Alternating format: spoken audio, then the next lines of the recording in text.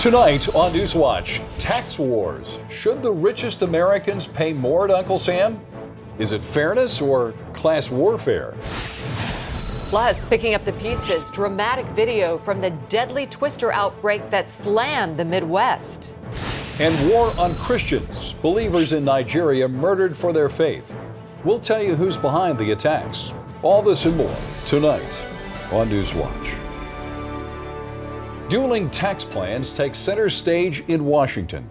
Good evening, I'm Lee Webb. And I'm Wendy Griffith. Critics call it class warfare. President Obama calls it fairness. It's the Buffett rule, the president's plan to make rich Americans pay more in taxes. And today, the Senate holds its first vote on the proposal. Jennifer Wishon has tonight's top story from Washington. These millionaires are taking a tour of a Head Start facility in Washington. They're part of a new group called Patriotic Millionaires. Let's go! If Congress would pass the Buffett rule and make them pay a higher tax rate, they say their extra tax dollars could send more children like these to Head Start. Under the Buffett rule, Americans earning at least $1 million a year, whether through a salary or investments, will pay at least 30% of their incomes in taxes. Since the White House rolled out the proposal, messaging on the purpose of the new tax rule has evolved. What was introduced as a major tool to reduce the deficit is now being sold as a ticket to what the president calls economic fairness. An economy where everybody has a fair shot. The Buffett rule would raise at most $5 billion over the next 10 years.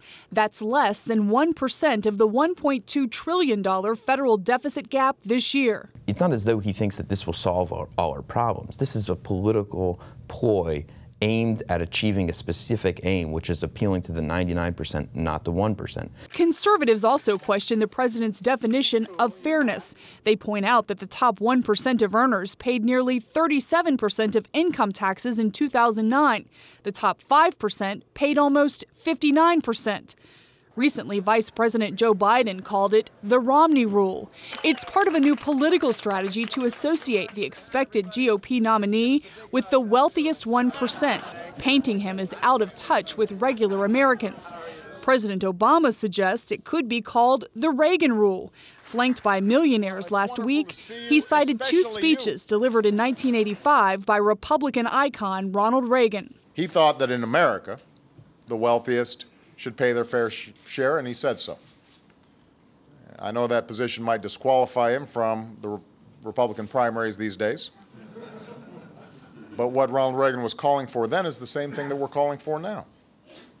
A return to basic fairness. It's a comparison that conservatives say just isn't accurate. It's obviously absurd because when Ronald Reagan did say those lines, he was advocating for a lower tax code, a lower, more simple tax code, not what the president is, which is a more complex, higher rate tax code.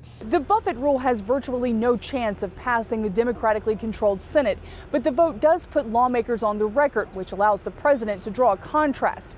Conservatives say Mr. Obama isn't really trying to cut the deficit. They say he's playing politics with it and not promoting a serious policy. Jennifer Wishon, CBN News, the White House.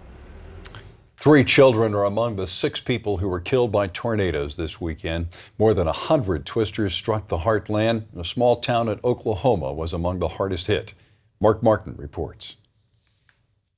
2 tornadoes! Oh, yeah! Oh, my God! The video is ominous. Twin tornadoes in Cherokee, Oklahoma are among at least 120 twisters that ravaged Oklahoma, along with Kansas, Nebraska, and Iowa. Suddenly, we heard all this loud noise, and I said, let's get out of here. Woodward, Oklahoma, near Oklahoma City, took a direct hit. The tornado that tore through the community took the lives of several people, including a father and his 2 daughters. The twister destroyed 89 homes and 13 businesses in the town. Warning sirens failed to sound after lightning took out the system. I'm shocked. I'm shocked that there's even anything left.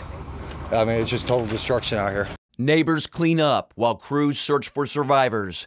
Trucks carrying food, water, cots, and other supplies are headed to the area where more than 8,000 residents are without power. It was very, very scary. First time we've ever been through anything like that, so very scary. Oklahoma Governor Mary Fallin toured the damage. It's been encouraging to me to be here in Woodward to see just the immediate response by so many great Oklahomans and just how people help their fellow neighbors. In Iowa, a tornado struck a hospital, but miraculously, everyone in its path survived. The tornadoes ravaged the Midwest with damages likely to run into the tens of millions of dollars. To help put that into perspective, each year Kansas has about 55 tornadoes. This weekend alone, nearly 100. Mark Martin, CBN News. Forecasters say the storms are caused by a cold front colliding with warm, moist air coming up from the Gulf of Mexico. That system was so strong, the National Weather Service made the unusual decision to warn people more than 24 hours in advance. Members of Congress promised to investigate embarrassing allegations against the Secret Service. 11 agents and some military members are accused of heavy drinking and soliciting prostitutes in Colombia in advance of the president's visit. Ephraim Graham reports. It'll be about how did this happen and how often has this happened before. Things like this don't happen once. Members of Congress are outraged. 11 Secret Service personnel were sent home before the president arrived Friday for the Summit of the Americas. 5 U.S. military members are also facing possible disciplinary action. If it turns out that some of the allegations that have been made in the press are confirmed, then of course I'll be angry. The agents are accused of heavy drinking and soliciting prostitutes. The alleged incident happened last Wednesday and only came to light after an argument between the agents and a prostitute. Police had to come to ask her to leave. She wouldn't leave until the Secret Service agents paid her money that she said was owed to her. The 11 Secret Service members were placed on administrative leave, and while none of the agents involved were assigned directly to protect the president, some still believe the behavior threatened the president's safety. The security was compromised by the fact that these agents were in this compromised position where they could be blackmailed. Ephraim Graham, CBN News. Congress will hold hearings this week on a scandal involving the General Services Administration. The GSA spent more than $820,000 in taxpayer money at a conference in Las Vegas. The hearings are expected to look well beyond the conference, though. One GSA executive today refused to answer questions and pleaded the fifth. The GSA is the agency that creates conference guidelines for other federal agencies. Arizona voters take a step closer this week to replacing the seat of former Congresswoman Gabby Giffords in a special election. Will they choose the man she's tapped to complete her term, or will they opt for a conservative alternative? John Jessup reports on the race and its implications on the 2012 elections.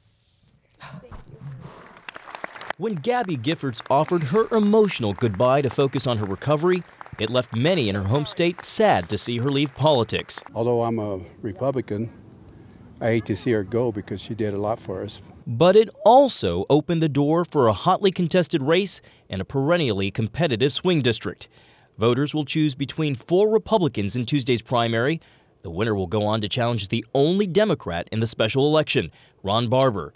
He's Giffords' former district director and one of the 13 who were injured at the shooting that critically wounded the 3-term lawmaker. Barber's bid increased Democrats' chances of keeping the seat. I think a lot of people really like Gabby Giffords, and maybe we'll vote for Ron Barber because of that, because they know that she and he are simpatico. Liz's friend Edie is a Republican who jokes that her vote will cancel Liz's. She thinks the Democrat Party is going to sweep the whole world. And I think, wake up, because it's not. While the top local Republican official says having several candidates on the ballot is good for voters, he believes it hurts the race for campaign dollars. As a candidate, it is not that good because you have to take now some assets from your campaign war chest to gain the position on the ballot and then go against the Democrat candidate. Barber sits strong on campaign contributions, but party officials on both sides acknowledge the race likely will be close. I'm hoping for victory. I'm not absolutely confident of victory, I will tell you that. But it's going to be a tough fight, and we'll be there right to the end. The seat is so contested that it's attracted money and effort from Republicans and Democrats at the national level. They'll try to use whatever the outcome to their advantage. The party that wins will proclaim that it's a great victory for their party and a symbol of what's going to come. The party that loses will say, it was just a special election. Arizona Congressional District 8 is a competitive swing district, and with Gabby Giffords no longer in the running, it makes it all the more competitive. And whoever wins the special election won't have much time to celebrate. That's because voters head back to the polls in November to re-elect someone to represent the district. John Jessup, CBN News, Sierra Vista, Arizona. A country in crisis. The ceasefire in Syria unravels. Lawmakers calling for the U.S. to step in.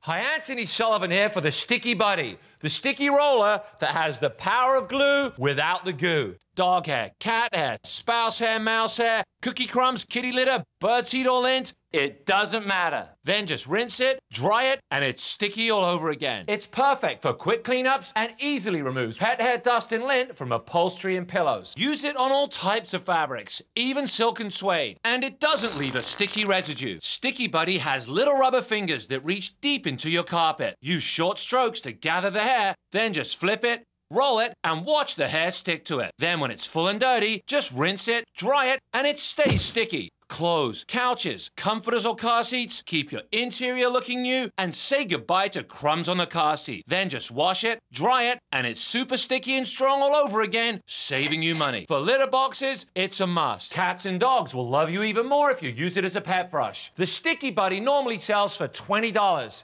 It comes with a cover, so it stays nice and clean and has a lifetime guarantee. So stop spending money on tape rollers and putting cash in the trash. Call now and you'll also get the detail size. Take it with you. It'll be there when you need it. Put it in your purse, pocket, desk drawer, or glove box. It even has a corner detailer with the same rubber fingers that gets into nooks and crannies. Same washability, same reusability, same sticky guarantee. The detail size normally sells for $10 by itself. But be one of the first to call, and you'll get both for $10. But order right now, and you can double the value. That's 2 sets of Sticky Buddies, the ones with the little rubber fingers, for $10. So call or click now. Call 1-800-558-7521 and pick up your Sticky Buddy. But hurry, call now. We're giving away a special offer on a second set of Sticky Buddies with all of today's orders. So call 1-800-558-7521 and find out about free shipping. That's 1-800-558-7521. Call now. Israel is gearing up for a strike against Iran's nuclear program. Israel's Channel 10 reports how the Israeli Air Force would launch an attack if diplomacy and sanctions fail. The reporter spent weeks with pilots and other personnel. It appears the story was cleared by the Israeli military censor. The attack is not expected before summer.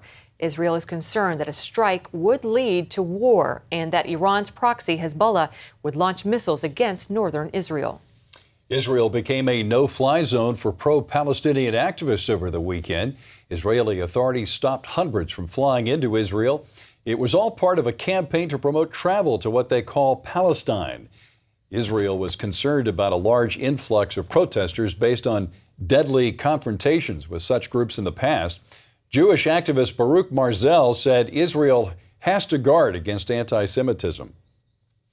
Most of them that come to support Hamas and the PLO that want to destroy of Israel are enemies, and enemies don't have a right to come in. Israeli Prime Minister Benjamin Netanyahu questioned why the protesters did not go to Syria, where the government there has murdered thousands of its own citizens. A United Nations observer force arrived Sunday in Syria to help keep a negotiated ceasefire. They were welcomed by a Syrian army bombardment of the city of Homs. As John Wagi explains, it may take more than talk to end the battle between Syrian forces and the opposition. It's a scene that has been repeated many times in the past year. Syrian tanks firing on the city of Homs. Allahu Akbar! According to UN reports, more than 10,000 have now died in Syria's nationwide uprising and the crackdown by President Bashar Assad. Senator John McCain and others say it's past time for the U.S. and its allies to help stop the slaughter without sending U.S. troops. Lindsey Graham and Joe Lieberman and I have said continuously, no boots on the ground, no unilateral action. But for the United States to sit by and watch this wanton massacre is a betrayal of everything that we stand for and believe in. The draft resolution has been adopted unanimously as Resolution 2042 of 2012. The UN Security Council continues to send envoys and pass watered-down resolutions for ceasefires that don't last. The latest one calls for a couple dozen UN observer forces to monitor the violence. The first 6 arrived on Sunday. It is very important that cessation of violence must continue, and the Syrian authorities must exercise maximum restraint. And again, the opposition forces also should fully cooperate so that this cessation of violence will continue. McCain believes Assad has no intention of complying with UN resolutions. We need to get a sanctuary for the Free Syrian Army. We need to get them supplies. We need to get them weapons. And there are many ways to get weapons to them. We showed that in Libya. We showed it in Afghanistan and many other times. It's not a fair fight. John Waggy, CBN News. Well, the trial is underway for the man behind last year's massacre in Norway that killed 77 people. Anders Breivik pleaded not guilty today in court. The 33-year-old admits to the killings, but says they were not criminal acts. He claims his bomb and shooting spree last July was self-defense. In the past, he has said the attacks were necessary to protect Norway from being taken over by Muslims. His trial will last 10 weeks. A key issue will be deciding if he should be sent to prison or psychiatric care. Up next, a church becomes the target of a deadly terror attack. See who's behind the violence and what the victims have to say to them.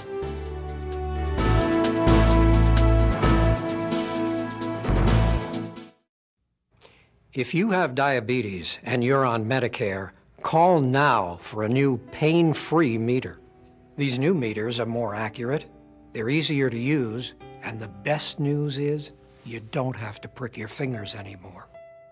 Call now, and Arriva Medical will send you one of these new meters for free. And if you have Medicare, your testing supplies may also be covered. Arriva makes it simple. They bill Medicare directly. There are no upfront costs, and they deliver your supplies right to your door for free. With these new meters, there's no coding, you don't have to prick your fingers, and some of these meters even talk. Your blood glucose reading is 122. And if you call 1-800-284-9762, we will send you a free Betty Crocker Diabetes Cookbook filled with delicious recipes. Call Arriva today. You'd be glad you did. John Mapes is 42, mortgage, married, 2 great kids. He wants to protect his family with a $500,000 term life insurance policy. What do you think it'll cost him? $100 a month? 60? 40? Actually, none of the above. John can get a $500,000 policy from a highly rated insurer for under $25 a month. His secret? SelectQuote. SelectQuote is impartial. They'll search the pick of insurers like these to give you a choice of your best prices. SelectQuote has great savings on term life for women, too. John's wife, Carrie, can get a $500,000 policy for under $16 a month. SelectQuote has helped make term life insurance affordable for hundreds of thousands of people since 1985. How about you? Just call this number or visit SelectQuote.com.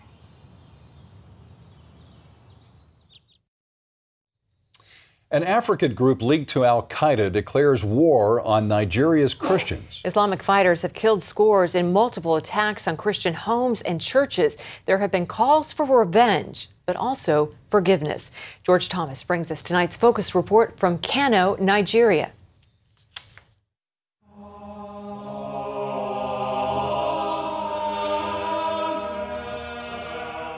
It was a beautiful day. We came to church to celebrate the birth of Jesus Christ.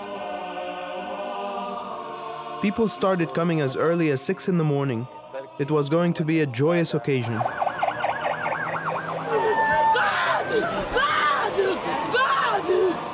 But it never turned out that way.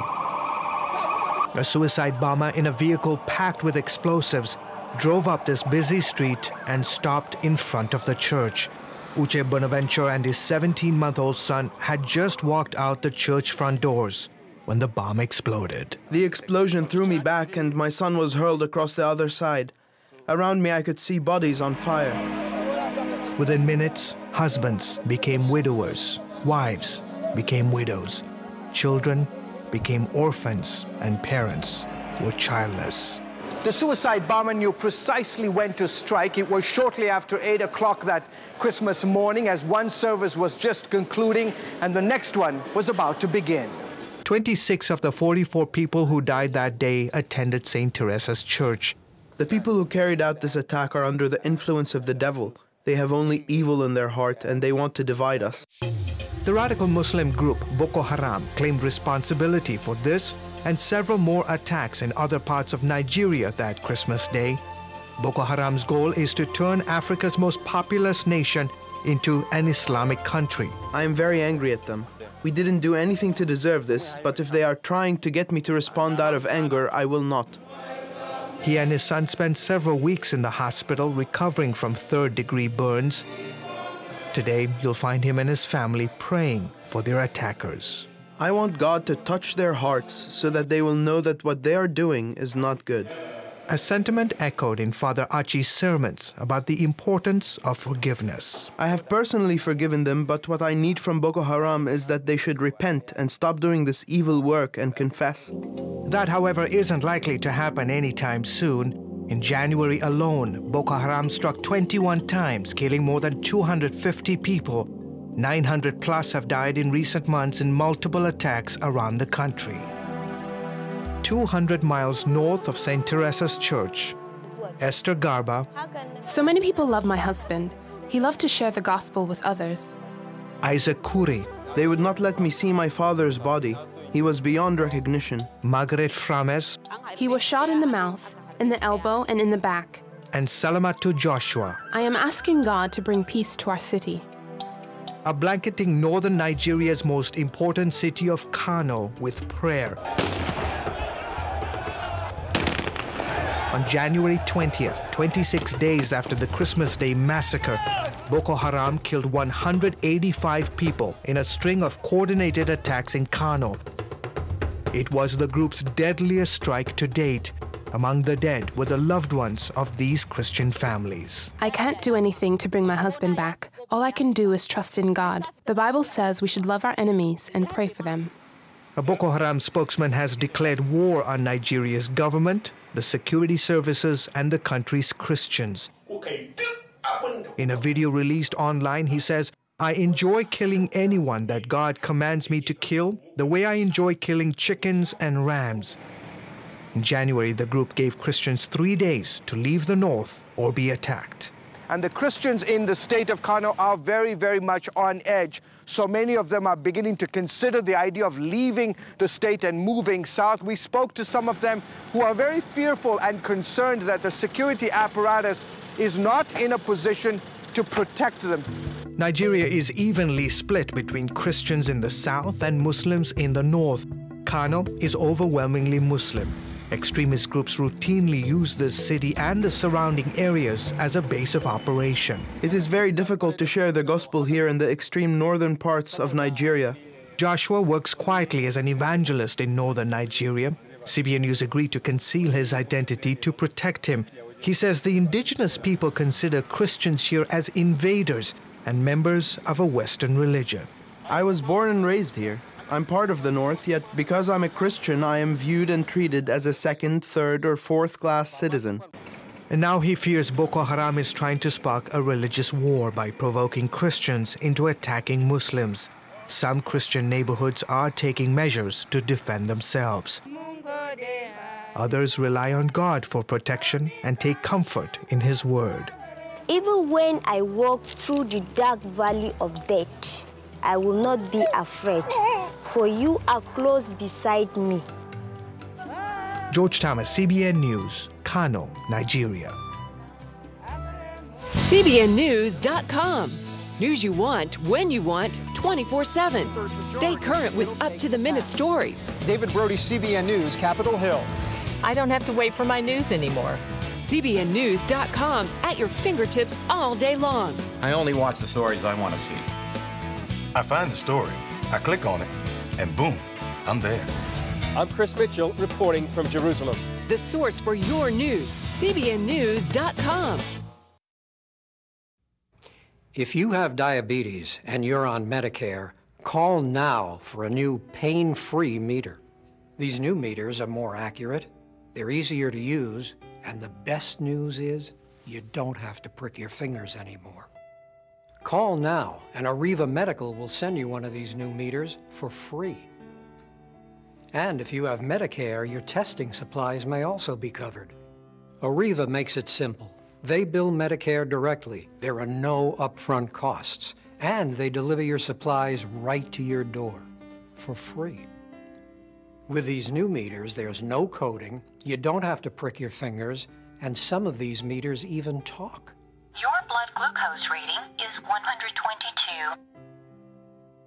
And if you call 1-800-284-9762, we will send you a free Betty Crocker Diabetes Cookbook filled with delicious recipes. Call Arriva today. You'd be glad you did. John Mapes is 42. Mortgage, married, 2 great kids. He wants to protect his family with a $500,000 term life insurance policy. What do you think it'll cost him? $100 a month? 60? 40? Actually, none of the above. John can get a $500,000 policy from a highly rated insurer for under $25 a month. His secret? SelectQuote. SelectQuote is impartial. They'll search the pick of insurers like these to give you a choice of your best prices.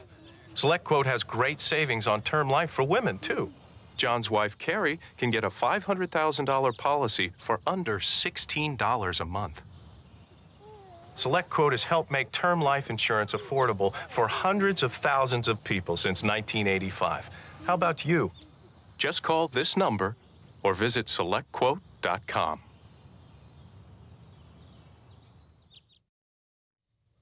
Well, Sunday marked the 100th anniversary of the sinking of the Titanic. Special cruises and memorial services marked the occasion. More than 1,500 passengers died when the so-called unsinkable ship went down on its maiden voyage. The Baptist Press is telling the story of a pastor named John Harper who gave his life to save souls that fateful night. The widowed preacher placed his 6-year-old daughter in a lifeboat, and we're told that he ran from person to person to tell them about Jesus. He even gave his life vest to a man who refused salvation. After the ship sank, he swam to people to give them one last opportunity to hear about Jesus Christ.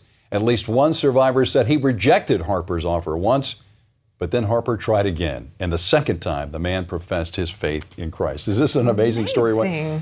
That new believer, by the way, was rescued, but Harper died in the icy Atlantic waters that night. The man who was saved called himself John Harper's last convert. Oh my goodness, I had never heard that story. You know, it's such a shame that James Cameron decided not to tell John Harper's story in his movie. Maybe there'll be another one. Yeah, it's a great story. That's going to do it for this edition of Newswatch. Good night.